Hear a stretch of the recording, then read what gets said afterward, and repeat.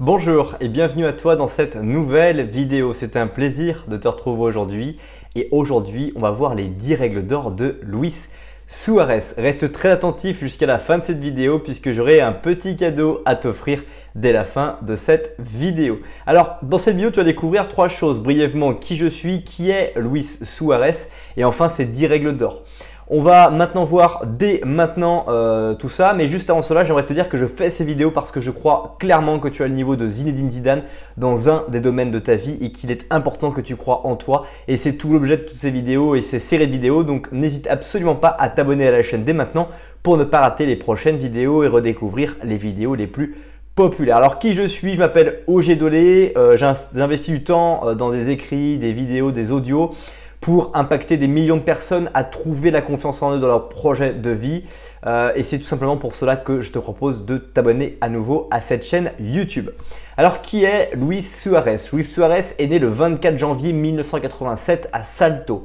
C'est un attaquant qui évolue au FC Barcelone et qui est aussi appelé le El Pistolero, puisqu'il a des grosses vertus face au but, exceptionnel, un grand marqueur, un très grand buteur dans le football et aussi il a une capacité à distiller des passes décisives. Il n'est pas uniquement un joueur qui va marquer des buts, mais aussi quelqu'un qui sait être créatif et proposer des alternatives de jeu à ses coéquipiers lorsqu'il ne se sent pas dans une position justement à marquer un grand nombre de buts. On va maintenant passer aux 10 règles d'or de Luis Suarez, mais juste avant cela, je t'invite à apprécier la vidéo et à la partager dès maintenant pour permettre à d'autres personnes de découvrir à leur tour cette vidéo. La première règle de Luis Suarez est une règle qui est fondamentale et que tu vas pouvoir t'inspirer dans ta vie très simplement puisque sa première règle, c'est de s'intéresser aux autres. En s'intéressant aux autres, et c'est d'ailleurs pour cela peut-être que Luis Suarez a cette capacité de distiller des passes décisives. En s'intéressant aux autres, on va se rendre compte de quand est-ce qu'ils vont vouloir recevoir le ballon dans les meilleures dispositions, quand est-ce qu'ils vont se placer, leurs habitudes, leur façon en fait finalement de travailler dans le collectif et leur profil, leur travail de prédilection. Quand on s'intéresse aux autres, on comprend en fait qu'est-ce que les gens aiment faire, qu'est-ce que les gens n'aiment pas faire et on les utilise et on essaye de les mettre dans les meilleures dispositions pour qu'ils puissent justement apporter ce qu'ils aiment encore plus faire pour aussi apporter leur valeur via ce qu'ils aiment directement faire. Donc comment peux-tu toi, dans ton quotidien, dans ta vie, t'intéresser aux autres de manière à pouvoir encore plus leur permettre d'apporter de la valeur à ce qu'ils font et les mettre encore dans une dynamique de confiance plus importante que celle dans laquelle ils sont encore aujourd'hui. Deuxième règle d'or, c'est de partager. Le partage est une qualité qui est extraordinaire. Lorsqu'on se met à partager, on se met finalement à se poser des questions sur comment on fonctionne, qu'est-ce qu'on aime, qu'est-ce qu'on n'aime pas et on se met à communiquer avec les autres personnes, ce qui crée des relations et ces relations-là sont très dynamiques. Donc le partage est finalement une première chose. On dit qu'il faut donner sa main avant d'avoir la possibilité de recevoir, qu'il faut à un moment donné tendre la main pour pouvoir justement créer une relation, qu'il faut faire un premier pas dans une relation. Partager fait partie justement de ce premier pas. Qu'est-ce que je peux partager avec les autres pour qu'en retour, ils puissent m'apporter, partager également et m'apporter quelque chose. Parce que quand on ne connaît personne, si on ne fait pas le premier pas, la personne n'est pas forcément obligée de faire un premier pas également. Et donc, deux personnes qui auraient peut-être pu s'apporter énormément vont se retrouver dans une impasse. Et donc, partager est une des valeurs de Luis Suarez et c'était sa deuxième règle d'or. Troisième règle d'or de Luis Suarez, c'est de briller. Apprendre à briller, apprendre à autoriser sa lumière à fonctionner. Il y a beaucoup de personnes qui vont avoir des capacités à se créer des interférences sur le fait de briller, sur le fait de proposer, de donner une bonne image d'eux-mêmes, de proposer également une bonne dynamique, de s'autoriser à montrer qu'ils ont des compétences, qu'ils peuvent apporter de la valeur. Et en fait, en privant le monde de leur lumière, ils privent en fait un grand nombre de personnes de justement cette puissance, cette valeur ajoutée et aussi cette inspiration qui pourrait servir à de nombreuses personnes autour de soi. Donc pourquoi aujourd'hui, sur quel sujet ne t'autorises-tu pas à briller? Sur quel sujet caches-tu ta lumière pour finalement la garder exclusivement à toi et ne pas permettre à des personnes de pouvoir en être éclairées et donc de démarrer leur lumière également à leur tour par en fait réciprocité. Quatrième règle d'or de Luis Suarez, c'est d'imaginer. Lorsque Luis Suarez joue au football, il imagine énormément de choses sur la façon dont les actions vont revenir, sur la façon dont le ballon peut lui arriver, sur la façon dont il peut passer le ballon, le transmettre à d'autres personnes. Et on peut faire cette analogie également dans notre vie, c'est que lorsqu'on se met à imaginer des possibilités, des scénarios nouveaux pour travailler dans son organisation, pour travailler dans sa vie, dans ses routines, eh bien on se met finalement à avoir une envie d'essayer quelque chose, une envie de vouloir se donner une chance. Et lorsqu'on se donne des chances, lorsqu'on devient créatif, on obtient des résultats qui sont différents parce qu'on met en place des formules qui sont absolument différentes. C'était Albert Einstein qui disait très justement que la folie, c'était de répéter toujours les mêmes gestes et de vouloir obtenir des résultats différents. Quand on répète une formule, une recette de cuisine par exemple, et qu'on va mettre les ingrédients et la même quantité d'ingrédients dans les mêmes ordres, on va dire, eh bien, et on va avoir toujours la même recette finalement si on la cuit de la même façon également. Si par contre on change l'ordre des ingrédients, on change la quantité, on ajuste tout ça, on modifie, on obtiendra forcément un résultat différent. Si on le fait en cuisine, ça veut dire aussi que dans la vie générale, sur des choses qui sont un peu moins concrètes, beaucoup plus abstraites, eh bien, il est possible également d'adapter cette réflexion à ta vie. Comment peux-tu justement changer et obtenir de nouveaux résultats? Forcément en modifiant les ingrédients de ta vie qui sont très souvent les routines et les pensées que tu vas avoir sur les situations que tu rencontres quotidiennement.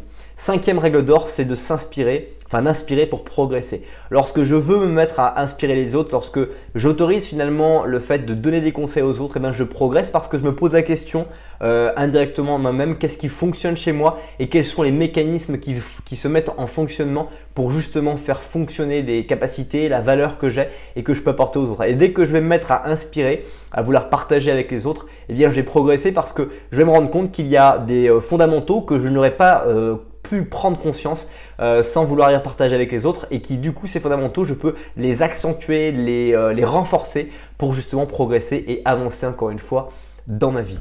Sixième règle d'or, on va la voir tout de suite, c'est prendre du plaisir. Il n'y a pas de réussite sans prendre du plaisir. Luis Suarez, il aime jouer au foot, il a commencé à jouer au foot, il en a fait son métier parce qu'il adorait ça et qu'il était capable de pouvoir répéter les choses tout en prenant du plaisir. Et c'est la même chose pour nous dans notre vie. Nous savons être très performants lorsqu'on va pouvoir répéter des choses parce qu'on aime répéter ces gestes-là. Si on n'aime pas répéter ces gestes-là, eh bien malheureusement, on n'arrive pas finalement à avancer, à progresser.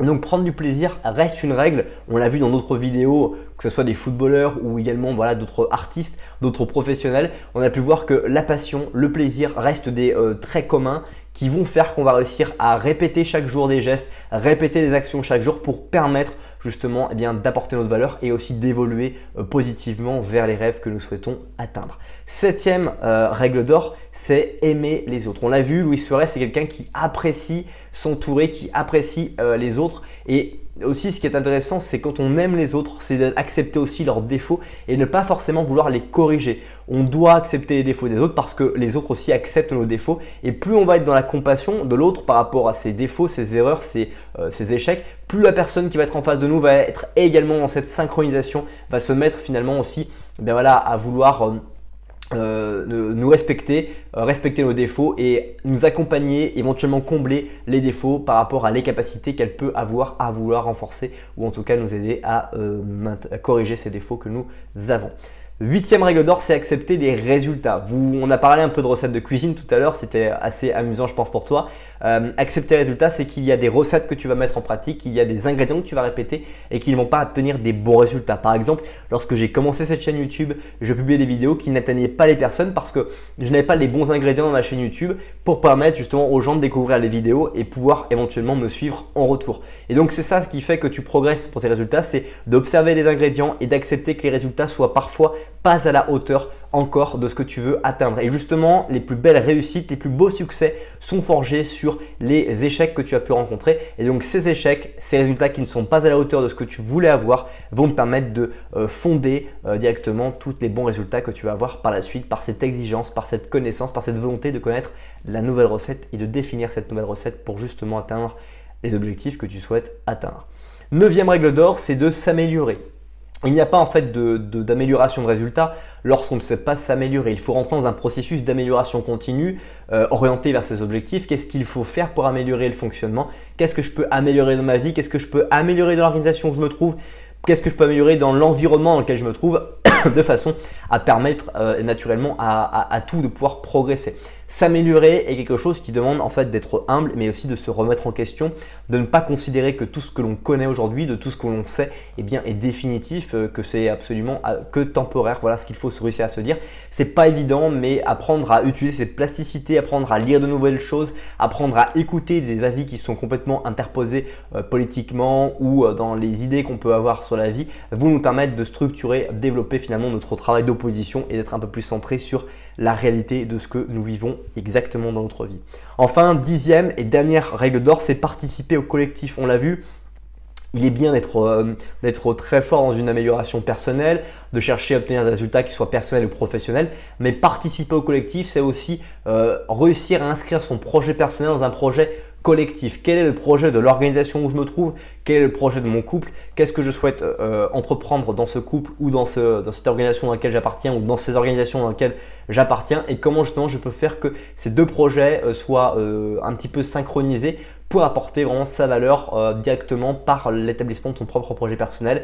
Ça va permettre d'être beaucoup plus puissant et aussi de pouvoir être beaucoup plus en ligne quotidiennement dans ses routines, dans ses habitudes avec ce que l'on souhaite réaliser. Luis Suarez par exemple, voilà, il a des objectifs personnels naturellement sur sa carrière, sur le nombre de buts qu'il veut inscrire, le nombre de passes qu'il veut réussir à délivrer au cours des matchs, mais aussi il a cette volonté de savoir que son équipe, il veut la placer au plus haut niveau, qu'il veut respecter éventuellement les objectifs qui sont fixés par le club en termes de nombre de buts, peu de buts encaissés, etc.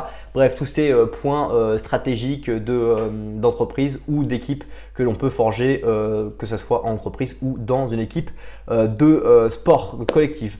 C'est déjà la fin de cette vidéo. Merci beaucoup pour le temps que tu as consacré à la regarder. Si ce n'est pas encore fait, je t'invite à nouveau à t'abonner à la newsletter, à recevoir en remerciement ce petit cadeau, 7 livres impactants et inspirants totalement gratuitement dans la description de cette vidéo. Et je te souhaite de passer une très bonne suite de journée. Merci beaucoup pour le temps que tu as consacré à visionner cette nouvelle vidéo. À bientôt.